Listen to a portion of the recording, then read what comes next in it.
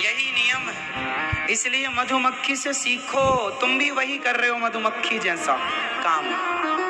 सारी जिंदगी कमाया, जोड़ा जोड़ा जोड़ा जोड़ा, किसके लिए? बच्चों के लिए। क्यों? बच्चे तुम्हारे निकम्मे हैं क्या? कमा के खा भी नहीं सकते?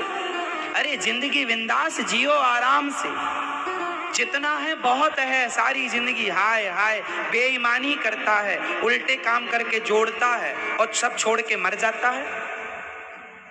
क्यों? भाई धन जोड़ने का मना नहीं कर रहा हूं, पर ईमानदारी से जोड़ो। बेईमानी से जोड़ा खाएंगे तुम्हारी औलाद, और तुम तो जाके भोगोगे वहां नरक कि तुमने बेईमानी करी है धन के लिए। भोगो नरक जाके। कौन भोगेगा? संतान। कोई आदमी किसी का नहीं भोगता, अपना अपना किया सब भोगता। ये बेटा बेटी का रिश्ता यहीं तक है, यहां से सांस पूरी हुई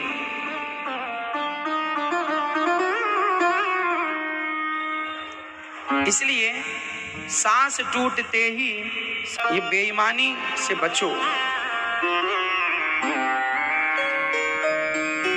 मधुमक्खी से सीखा। दत्तात्रेय जी ने हाथी को गुरु बनाया है, हाथी से सीखा। बताओ हाथी से क्या सीखा? हाथी से क्या सीखा? हाथी क्या सिखाता है? बड़ा बड़ा बताओ। मैया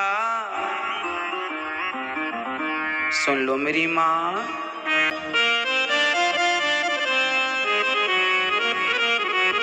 हाथी पकड़ने वाला एक गड्ढा खोदता है, उसके ऊपर गड्ढे के ऊपर थोड़ा बांस बिछा के और जंगल की पत्तियां वत्तियां सूखी डाल देता है, और उसके ऊपर एक नकली हथनी बना के वो खड़ी कर देता है। हाथी आता है, हथनी है, दौड़ के जाता है और उस चक्कर में जाके वो गड्ढे में गिर जाता है, और हाथी पकड़ने वाला फिर उसे ऐसे पकड़कर ले आता है। तो हाथी किसके चक्कर में पकड़ा गया? हथनी के चक्कर में। क्योंकि हाथी जो है ना, वो हथनी का बड़ा दीवाना होता है। हाथी स्पर्श करने का बड़ा आदी होता है। हाथी हथनी के बिना नहीं रहता। यदि वो हथनी को देख ले तो वो सारी बेड़ियां बड़ियां तोड़ देगा।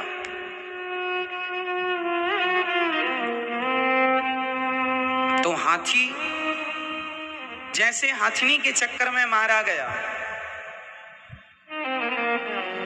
ऐसे भोगी स्त्री के चक्कर में मारा जाता है। सारी जिंदगी वो पत्नी के संग रहता है। पति पत्नी तुम दोनों साथ में रहते हो, रहना भी चाहिए, पर इतने समय से आप लोगों ने भोग भोगे हैं, संसार का आनंद लिया है, कौन सा सुख ना लिया अपने संसार का। फिर भी मैं सवाल आपसे करूंगा, इतने सालों से आप सांसारिक सुख ले रहे हैं, बताओ पेट भरा? भरा? तो कभी ये 100 साल की उम्र और मिल जाए आपको गिफ्ट में, भगवान दें, फिर भी आप संसार का सुख भोगो, तब पेट भरेगा? इसका मतलब क्या है? इच्छाओं का अंत कभी होना ही नहीं है। जिसका अंत होना ही नहीं है, आप उसका अंत करने में लगे हो। सारी जिंदगी तुम्हारी भोगों में गुजर गई। जो शक्ति ध्यान साधना में लगनी चाहिए थी, वो शक्ति वासना में लग गई, भोगों में खर्च हो गई। अब बचा क्या? क्या बचा? आदमी भोग भोग के जल्दी से बुढ़ा हो जाता, और बूढ़ा होने के बाद फिर भगवान से कहता कृपा करो। ठीक है, पर शादी गृहस्थी 50 साल तक, 50 साल के बाद पति पत्नी साथ में रहें, पर भोगी बनकर नहीं, परम योगी परम उपासक बनकर, परम भक्त बनकर रहें। बहुत देख लिया संसार का सुख, अब तो मन हटाओ। ये हाथी से शिक्षा मिल रही है। हाथी मारा गया चक्कर में, हथनी के चक्कर में।